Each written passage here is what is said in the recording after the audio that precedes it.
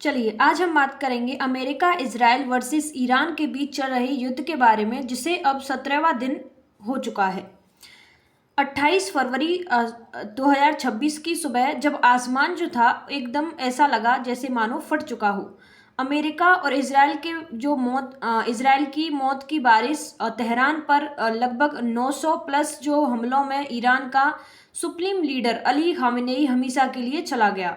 Ballistic मिसाइलें, drones और जहाज जलकर राख हुए। हॉर्मुज स्ट्रेट आग का समंदर बन गया। अब 17वें दिन दुनिया सांस रोके खड़ी है। क्या वह क्रूज द टेरर रेजिम का अंत है या एक नए विश्व युद्ध की शुरुआत? ईरान की जवाबी हमले अभी भी इजराइल पर गिर रहे हैं, लेकिन उनकी जो ताकत है वो टूट चुकी है। फिर भी आग बुझी नहीं है, ये सिर्फ अभी शुरुआत है। क्या ये वर्ल्ड वॉर में बदल सकता है या नहीं? तो खबर देखें तो दुनिया में काफ़ी जो अदल बदल है वो चल रही है। जैसे कि अमेरिका और इजराइल वर्सेस ईरान के साथ चल रहे युद्ध में उन्हें 17वां दिन हो चुका है। 2026 में इजराइल, संयुक्त राष्ट्र अमेरिका और ईरान के बीच युद्ध की शुरुआत 28 फरवरी को ऑपरेशन एपिक फ्यूरी की शुभारंभ के साथ हुई थी, जो एक संयुक्त अमेरिकी इजरायली सैन्य अभियान था। शुरुआती 12 घंटों के भीतर लगभग 900 समन्वित हमले जो हैं वो किए गए, जिनमें कई स्थानों पर ईरानी मिसाइल्स प्रणालियां, हवाई रक्षा प्रणालियां, सैन्य बुनियादी ढांचे और कुछ वरिष्ठ जो नेतृत्वकर्ता थे उनको निशाना बनाया गया था। इस अभियान के परिणाम स्वरूप सर्वोच्च नेता अली खामेनेई और कई अन्य उच्च पदस्थ अधिकारियों की मृत्यु हो चुकी थी, जिसका स्पष्ट उद्देश्य परमाणु हथियार विकास को रोकना, बैलिस्टिक मिसाइल क्षमताओं को नष्ट करना और नेतृत्व परिवर्तन को आगे बढ़ाना था। ईरान ने मध्य पूर्व में इजरायली बस्तियों, अमेरिकी ठिकानों, वहीं सहयोगी जो देश थे उनको लक्ष्य बनाया। उनके खिलाफ बड़े पैमाने पर जवाबी जो मिसाइल्स हैं और जो ड्रोन हैं उनके हमले किए। तो चलिए इससे जुड़े सारे जो पॉइंट्स हैं उन्हें कवर करेंगे। तो सबसे पहले देखेंगे हम जो ऑपरेशन एपिक फ्यूरी के ऑब्जेक्टिव्स और कुछ प्रोग्रेस के बारे में, उससे जुड़े कुछ मुख्य जो ऑब्जेक्टिव्स हैं। जैसे कि अमेरिकी व्हाइट हाउस, सेंटकॉम और डिफेंस डिपार्टमेंट के आधिकारिक जो बयान है उनके अनुसार ऑपरेशन के जो लक्ष्य थे स्पष्ट थे और अपरिवर्तित थे। जैसे ईरान के बैलिस्टिक मिसाइल्स और ड्रोन क्षमता को नष्ट करना, ईरान की जो मिसाइल आर्मी है, प्रोडक्शन है, फैसिलिटीज और जो स्टॉक जो पाइल है उसको खत्म करना था। ईरान जो पहले 100 प्लस जो मिसाइल्स हैं वो महीना बना रहा था, अब प्रोडक्शन लगभग थम सा गया है, रुक सा गया है। ईरान की नेवी को तबाह करने की बात करें तो ईरानी जहाज़ों, पनडुब्बियों और हॉर्मुज स्ट्रेट में माइन लेइंग क्षमता को नष्ट करना और 50 प्लस जहाज़ों को डैमेज या डिस्ट्रॉय हो चुके हैं पहले 10 दिन के अंदर। ईरान के टेररिस्ट प्रॉक्सी ग्रुप का सपोर्ट जो है उसको काटना, हिजबुल्लाह, हूती, इराकी मिलिशिया आदि को फंडिंग, हथियार और कमांड सपोर्ट रोकना और प्रॉक्सी अटैक्स को कम करना। ईरान को न्यूक्लियर वेपन बनाने से हमेशा रोकना, जैसे कि न्यूक्लियर साइट्स जैसे कि फोर्डो, नंताज और इफ्तहान को डिग्रेड करना। पहले से ही 2025 में ऑपरेशन मिडनाइट हैमर से कुछ डैमेज हुआ था और अब उसको काफ़ी गहरा जो असर है वो पहुंचाया है ऑपरेशन एपिक फ्यूरी के दौरान। ईरानी रेजिम की सिक्योरिटी ऑपरेट्स और कुछ लीडरशिप को कमज़ोर करने की बात करें तो आईआरजीसी, एयरफोर्स, एयर डिफेंस और मिलिट्री कमांड्स को टारगेट किया गया। सुप्रीम लीडर अली खामेनेई की मौत पहले ही दिन हुई। अब मोहज्जदा खामेनेई घायल और छिपे हुए बताए जाते हैं। कोई स्पष्ट जो उनके खिलाफ रिपोर्ट सामने नहीं आई है। प्रोग्रेस की बात करें तो target struck minimum 15,000 plus US Israeli मिलाकर हमले किए गए हैं। यूएस ने अकेले 6,000 प्लस हमले किए हैं। ईरान की मिसाइल लॉन्च की बात करें तो 90% कम हो गई है। शुरुआत दिनों में हजारों थी, अब 20 से 30 प्रतिदिन है। ड्रोन अटैक की बात करें तो 95% कम जो अटैक हैं वो हो चुके हैं। ईरान की मिलिट्री क्षमता की बात करें तो एयरफोर्स, नेवी, एयर डिफेंस और मिसाइल प्रोडक्शन क्षमता लगभग खत्म हो चुकी है। प्रॉक्सी अटैक्स की बात करें तो कम हुई है, लेकिन हिजबुल्लाह और हूती अभी भी एक्टिव हैं। लेबनान फ्रंट जारी है। हैवी डे की बात करें तो 13 मार्च को सबसे गंभीर, सबसे भारी हमले हुए और आज 16 मार्च भी कंटिन्यू हैं। ईरानी रेस्पॉन्स की बात करें तो 2700 प्लस ड्रोन्स और 1196 प्लस बैलिस्टिक मिसाइल्स और 2800 क्रूज मिसाइल्स फायर किए गए, लेकिन ज़्यादातर इंटरसेप्ट थे। यूएई पर सबसे ज़्यादा जो टारगेट्स हैं वो किए गए थे। कॉस्ट की बात करें यूएस लॉसेस की बात करें तो केसी 135 क्रैश में काफ़ी मौतें हुई, कुछ फ्रेंडली फायर एसिटेट्स भी हुए। ओवरऑल अमेरिका का दावा है कि ईरान की जो ऑफेंसिव जो कैपेबिलिटी है वो क्रश हो गई है और ऑपरेशन अनस्टॉपेबल मोमेंट में है। ईरान के सीज फायर रिएक्ट किया, लेकिन जवाबी हमले कमज़ोर पड़ रहे हैं। स्थिति अभी भी फ्लूइड है, हर दिन नए स्ट्राइक हो रहे हैं। ईरान के बैलिस्टिक मिसाइल्स और ड्रोन जवाबी हमलों की बात करें तो शुरुआती जवाबी कार्रवाई ईरान ने टू प्रोविम जैसे ऑपरेशंस के तहत बड़े बैराज फायर किए। कुल 1996 प्लस बैलिस्टिक मिसाइल्स और 2700 प्लस ड्रोन्स और कुछ क्रूज मिसाइल से हमले किए गए। टारगेट उसने किए इजराइल के तेव Aviv, Haifa, Jerusalem, central Israel, siren बजे, जहां पर कुछ इम्पैक्ट्स भी हुए जैसे कि क्रेटर्स और जलती कारें, इमारतें डैमेज हुई। यूएस बेस जैसे कि ईरान, बहरीन, कुवैत और जॉर्डन पर उसने मिसाइलें लॉन्च की, दागी। गल्फ देशों यूएई जैसे यूएई, सऊदी अरब, कतर और ओमान ऑयल पोर्ट्स एयरपोर्ट्स पर अटैक किए, जैसे दुबई एयरपोर्ट्स के पास फायर किया। फुजेरा ऑयल ड्रोन से आग लगाई।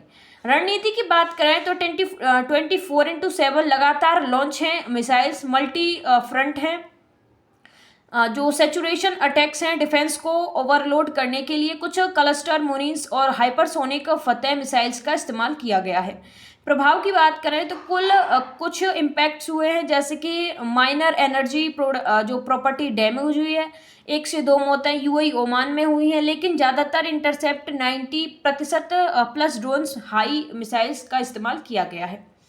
मुख्य वजह और कमी की बात करें, नहीं वर्तमान स्थिति की बात करें तो अमेरिका इजराइल के स्ट्राइक ने ईरान की जो मिसाइल ड्रोन क्षमता है उसको बुरी तरह तबाह कर दिया है। बैलिस्टिक मिसाइल्स अटैक 90% कम है। शुरुआत में हजारों प्रतिदिन थे, लेकिन अब 20 से 30 प्रतिदिन या उससे कम भी हैं।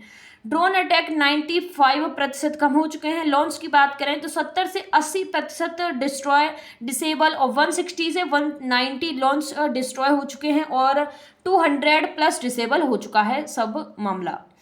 प्रोडक्शन की बात करें तो मिसाइल फैक्ट्री से storage, naval drone facilities, Tehran Hormuz के पास पर हमले से प्रोडक्शन लगभग थम सा गया है, ईरान का रुक गया है। ईरानी क्रूज की बात करें तो डर के मारे लॉन्च नहीं कर रहे हैं और डेजर्सन और रिफ्यूजल जो रिपोर्ट्स हैं वो निकलकर सामने आई हैं। मुख्य वजह की बात करें तो US Israel air superiority launch के बाद लॉन्चर को टारगेट किया है।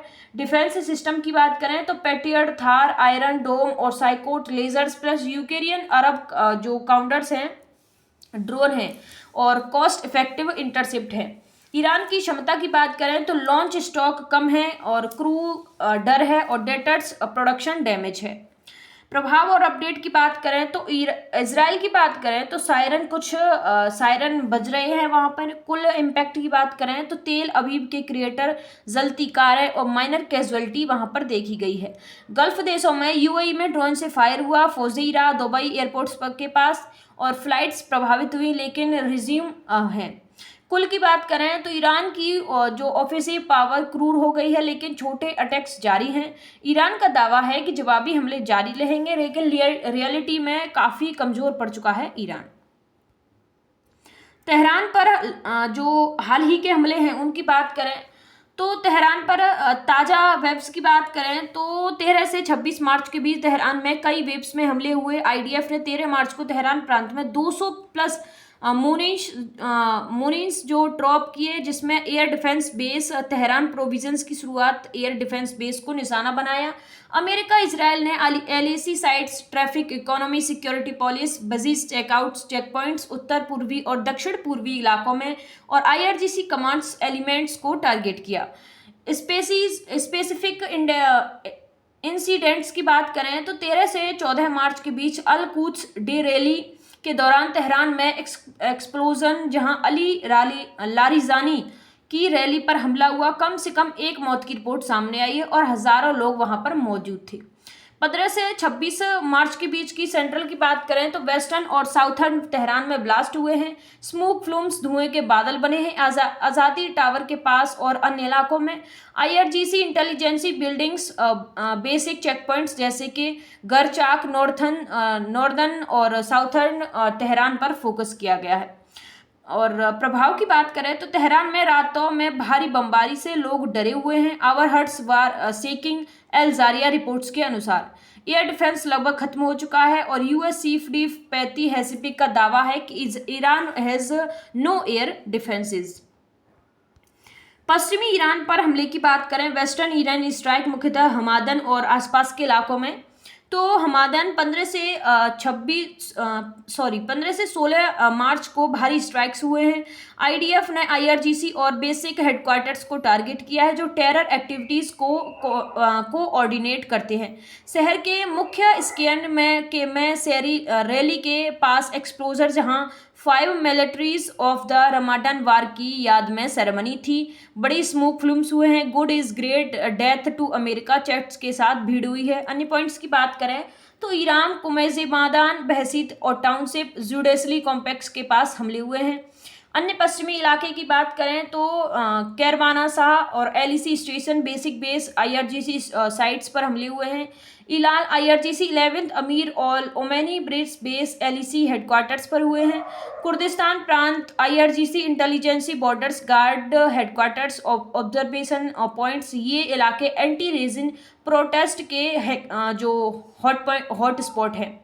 उद्देश्य की बात करें तो रेजिम की इंटरनल सिक्योरिटी और रिप्रेजेंट जो कैपेबिलिटी है उसको कमज़ोर करना, बेसिक एलईजी आईआरजीसी को टारगेट करना ताकि रेजिम चेंज या इंटरनल अस्थिरता बढ़े।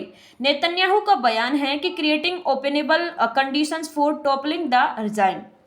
ऑल ओवर अपडेट की बात करें तो कुल टारगेट्स जैसे कि 1500 प्लस यूएस और इजराइल ने मिलकर तेहरान प्रांत में फोकस बढ़ा है। वहां पर ईरान पर काफी 1500 प्लस जो टारगेट्स हैं वो ईरान में किए हैं।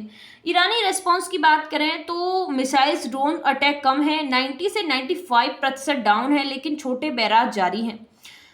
ह्यूमैनिटेरियन की बात करें मेरियन की तो सिविलियन कैजुअलिटी बढ़ रही है, लाखों विस्थापित हुए हैं, लगभग 13.2 मिलियन प्लस रिपोर्ट्स आई हैं। ईरान ने इंटरनेट मीडिया और रिस्ट्रिक्शन जो वेरिफिकेशन है उसको मुश्किल किया है।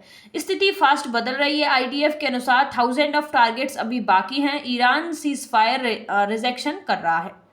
हिजबुल्लाह और लेबनान के फर्स्ट के इलेक्शन की बात करें, एक्सक्लेशन की तो शुरुआत और कारण। 2 मार्च 2026 हिजबुल्लाह ने इजराइल पर रॉकेट बैराज फायर किया। ईरान ने सुप्रीम लीडर अली खामेनेही की मौत का बदला लेने के नाम पर। इजराइल ने इसे 2026 में लेबनान वॉर का हिस्सा माना और बड़े पैमाने पर स्ट्राइक शुरू किए। हिजबुल्लाह ईरान का मुख्य प्रॉक्सी है, इसलिए ईरान युद्ध में इसे दूसरा फ्रंट खोलना स्वाभाविक था।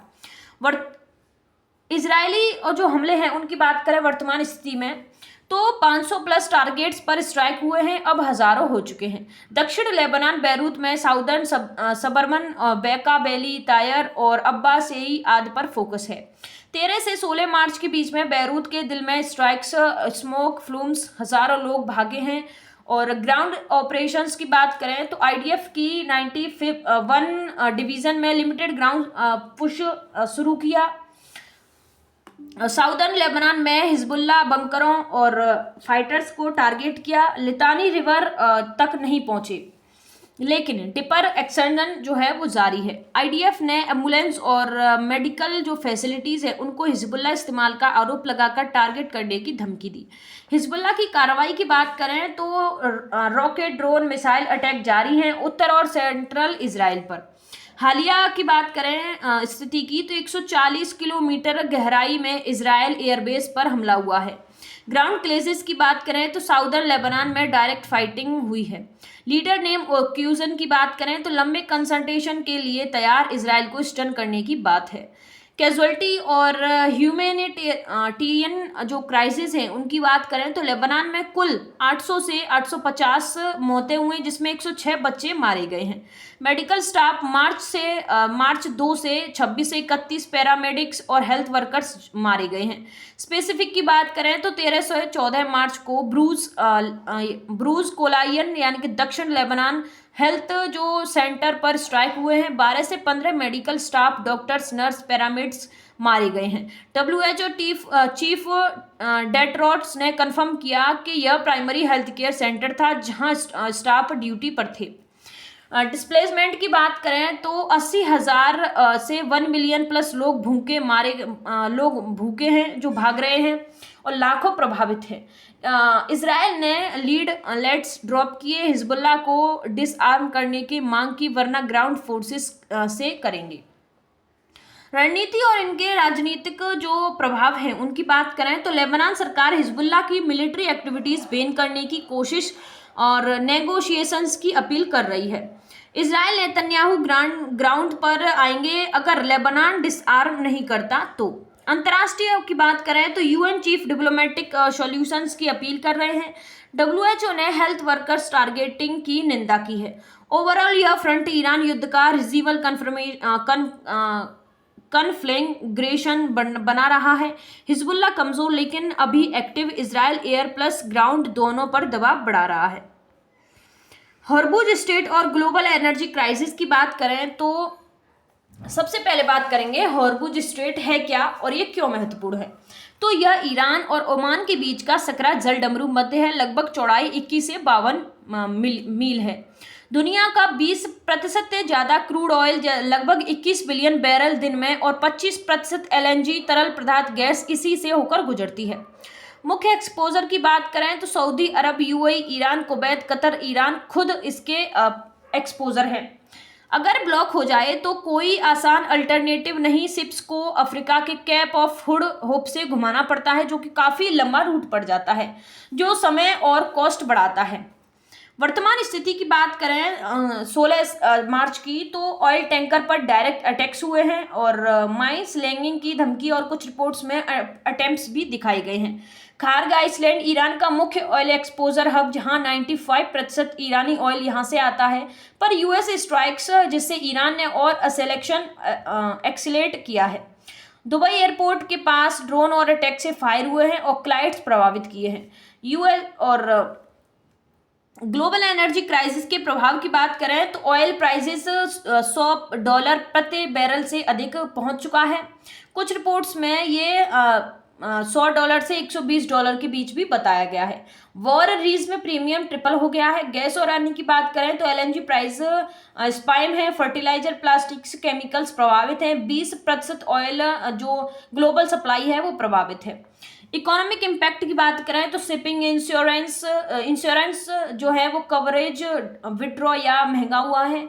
और शिपिंग की बात करें तो हजारों क्रूज मेंबर्स, ट्रिप्स, स्टेट्स 60 जो है वो प्रभावित हुए हैं। सिविलियन कैजुअलिटी और ह्यूमैनिटेरियन की बात करें क्राइसिस की तो ईरान की बात करें तो कुल मौतें यूएस इजराइल स्ट्राइक से तो कुल मौतें 1300 से 1444 प्लस ईरानी हेल्थ मिनिस्ट्री और यूएन रिपोर्ट्स के अनुसार बताई गई हैं, जिसमेम ज़्यादातर सिविलियंस है। 1348 प्लस सिविलियन मौतें हुई और ईरान ने यूएन प्रतिनिधि के अनुसार ये बताया है। बच्चों की बात करें तो 168 प्लस बच्चे मारे गए हैं। महिलाएं 200 प्लस महिलाएं मारी गई हैं। Health workers 11 plus health workers भी मारे गए हैं। घायल हैं 18,551, कई क्रिटिकल कंडीशन में हैं।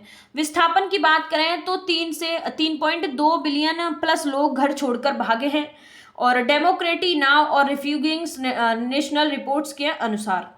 लेबनान की बात करें तो इजराइल हिजबुल्लाह फ्रंट से कुल मौतें 826 से 850 बताई गई हैं। 106 से 107 बच्चे मारे गए हैं और 66 प्लस महिलाएं वहां पर मारी गई हैं। और 2 मार्च के तक 26 से 31 पैरामेडिक्स जो हेल्थ वर्कर्स हैं वो मारे गए हैं। और अन्य क्षेत्र की बात करें तो इजराइल में 12 से 15 मौतें दिखाई गई हैं। गल्फ स्टेट्स में यूएई, कुवैत आदि में 19 से 26 मौतें हैं ईरानी रिलेटेशन से। कुल क्षेत्रीय प्रभाव की बात करें तो 2000 प्लस मौतें और ज्यादातर ईरान में और लेबनान में। अंतर्राष्ट्रीय प्रतिक्रिया और डिप्लोमेसी की बात करें तो यूएन और सहयोगी जो समर्थक हैं उनकी प्रतिक्रिया, जैसे यूके, कनाडा और ऑस्ट्रेलिया की प्रतिक्रिया की बात करें तो यूएस इजराइल के ऑपरेशन का समर्थन उन्होंने किया है, लेकिन रिस्ट्रिक्ट की अपील की है। यूएन ने कहा कि वो डिफेंसिव एक्शन में मदद कर सकता है, लेकिन वाइडर वॉर से दूर रहेगा। गल्फ देशों जैसे कि यूएई, सऊदी और कतर, बहरीन की बात करें तो ईरान के जवाबी हमलों की बड़ी निंदा की है। यूएनएससी में ईरान की अटैक्स को इंग्रियन कहा और हॉर्मुज स्ट्रेट पर चिंता जताई, लेकिन यूएस के साथ मिलकर काम करने की भी बात की। नाटो ने ट्रंप के नाटो को चेतावनी दी, अगर हॉर्मुज सिक्योर करने में मदद नहीं की तो बहुत बुरा फ्यूचर होगा। यूरोपीय देश जैसे कि फ्रांस, जर्मनी ने मैगजीन्स और रिस्ट्रिक्शन और डिप्लोमेसी की अपील की, लेकिन डायरेक्ट मिलिट्री मदद से इनकार किया। स्पेन ने यूएस बेस इस्तेमाल नहीं करने दिया।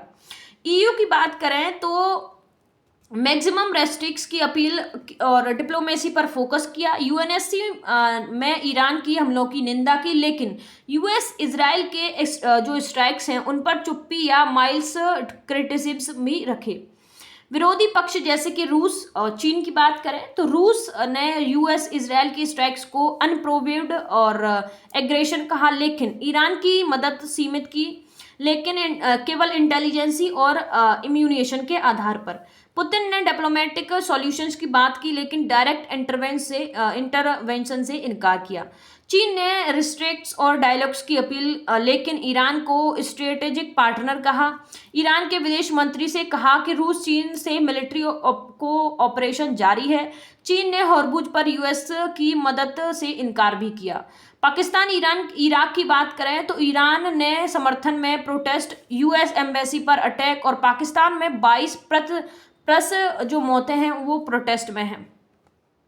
यूएन और अन्य देशों की बात करें तो यूएन सिक्योरिटी काउंसिल 11 मार्च को रिजोल्यूशन 2817 पास ईरान के गल्फ पर अटैक्स की निंदा की और रूस का ड्राफ्ट अभी साइट्स को रोकने का रिजेक्ट है और यूएन चीफ ने दोनों साइट्स की निंदा की, लेकिन डिप्लोमेसी की अपील की। ओमान मीडिएटर के रूप में डिसअपॉइंटेड, यूएन को शक नहीं कहा। भारत और अन्य एशियाई देश ज्यादातर पीस ऑफ रिस्ट्रिक्ट की अपील और डायरेक्ट कमेंट कम कर रहे हैं। ग्लोबल प्रभाव की बात करें, ग्लोबल जो इम्पैक्ट हैं उनके बारे में, तो एनर्जी और ऑयल मार्केट पर काफ़ी प्रभाव पड़ा है। हॉर्मुज स्ट्रेट का डिसएपरेशन, ईरान ने स्ट्रेट को प्रभावी रूप से ब्लॉक कर दिया, ट्रैफिक लगभग रुक गया। दुनिया का 20% क्रूड ऑयल जो है वो यहीं से गुजरता है और 25% एलएनजी यहीं से गुजरता है।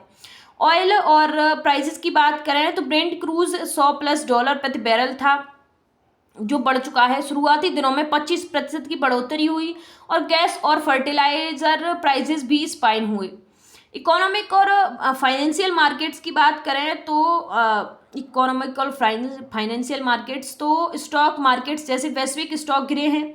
S&P 500 नेगेटिव टेरिटरी में, एशियन यूरोपीय मार्केट्स में 1 से 2% प्लस ड्रॉप हुए हैं। $3 ट्रिलियन प्लस ग्लोबल जो इक्विटी वैल्यू जो लॉस पहले हफ्ते में देखी गई थी। इन्फ्लेशन और ग्रोथ की बात करें तो ऑयल शॉक ने इन्फ्लेशन बढ़ा है 1% प्लस अतिरिक्त। स्टैगफ्लेशन का खतरा है, उच्च इन्फ्लेशन प्लस कम ग्रोथ हुई है।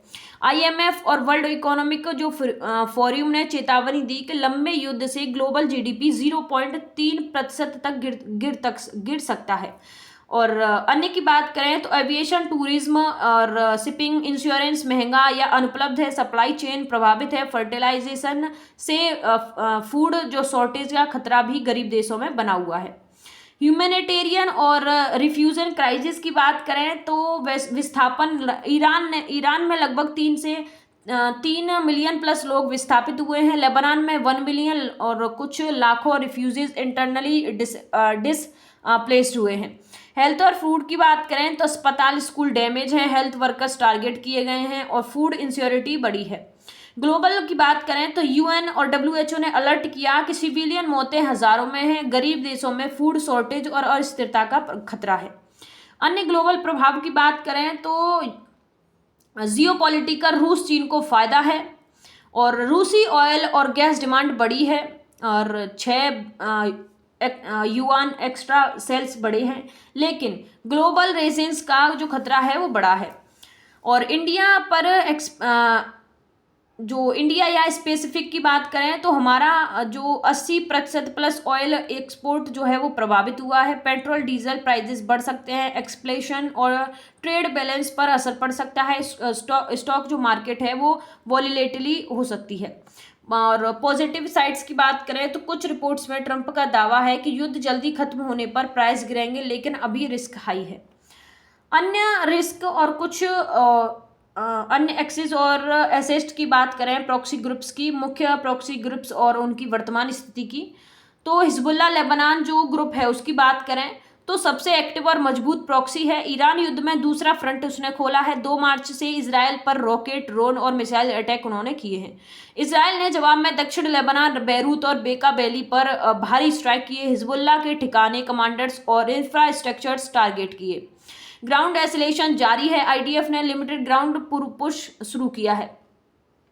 हूती यमन की बात करें अंसर अल्लाह की, तो ईरान का मुख्य प्रॉक्सी रेड सी और अब बाब उल मंदब में अभी तक मार्च 2026 तक बड़े पैमाने पर डायरेक्ट इंटरवेंशन नहीं किया। रेड सी शिपिंग पर अटेम्प्ट्स किए, रिज्यूम करने की धमकी दी, लेकिन कोई बड़ा अटैक नहीं हुआ। कारण हूती लीडरशिप सतर्क है। पिछले हमलों से इजरायली अमेरिका एयर स्ट्राइक से नुकसान हुआ और घरेलू इंटरनेशनल बेनिफिट्स कम हुए। अगर हॉर्मुज पूरी तरह बंद रहा तो रेड सी पर अटैक हैं वो बढ़ सकते हैं, लेकिन अभी रिलेटिवली जो केबल है। ईरानी मलेशिया पॉपुलेशन मोबिलाइजेशन फोर्सेस की बात करें तो ईरान बैक्स ग्रुप जैसे कि कैबत हिजबुल्लाह, असैन अला उल हक और कैबत साइली अल सुहादा इस्लामिक रेजिडेंटी इन इराक शुरुआत में एक्टिव। मार्च के पहले हफ्तों में ड्रोन और missile attacks US base Iran, Syria, Jordan, Kuwait, Bahrain पर कई क्लेम्स हुए और 16+ ड्रोन्स अटैक हुए और जमाल ए रॉकेट्स जारी किया, लेकिन अब कम है। कई ग्रुप्स साइडलाइन पर हैं पॉलिटिकली, पावर, मनी और पिछले नुकसान से। कुल अटैक्स जारी, लेकिन सीमित डिवाइडेशन है। अन्य छोटे सेंट्रली प्रॉक्सीज की बात करें तो सीरिया में मलेशिया, सीरियन आर्मी और ईरान बेस्ड ग्रुप से कुल जो कुछ अटेम्प्ट्स क्लेम्स हुए हैं, लेकिन बहुत कम प्रभावित है। फिलिस्तीनी ग्रुप्स की बात करें तो हमास और पीआईजी मुख्य फोकस गाजा, वेस्ट बैंक पर है, लेकिन ईरान युद्ध में डायरेक्ट रोल उन्होंने कम किया है। अन्य की बात करें तो कुछ रिपोर्ट्स में सूडान में इस्लामिस्ट ग्रुप या छोटे बटालियन, लेकिन कोई बड़ा इम्पैक्ट इनसे नहीं देखा गया है। ओवरऑल अगर स्थिति की बात करें तो एजेस ऑफ रेजिडेंट अब फेयर वेदर फ्रेंड्स जैसा हो गया, लेकिन ईरान की कमजोरी से प्रॉक्सी हिचकिचा रहे हैं। हिजबुल्लाह सबसे एक्टिव है। इराकी, मलेशिया, मेडिटर जो हूती अभी बाहर है। यूएस, इजराइल ने प्रॉक्सी जो ठिकाने हैं उन पर स्ट्राइक बढ़ाए हैं, जिससे उनकी क्षमता और कम हो रही है। खतरा है अगर ईरान पूरी तरह गिरा तो प्रॉक्सी अनप्रेडिक्टेबल हो सकती है। टेरर और अटेम्प्ट्स का एक्सप्लेशन बढ़ सकता है। यह युद्ध में प्रॉक्सी रोल कम हो रहा है क्योंकि ईरान की डायरेक्ट सपोर्ट कमजोर पड़ गई है। जो स्थिति है वो फास्ट बदल रही है। धन्यवाद। Thanks for watching our video.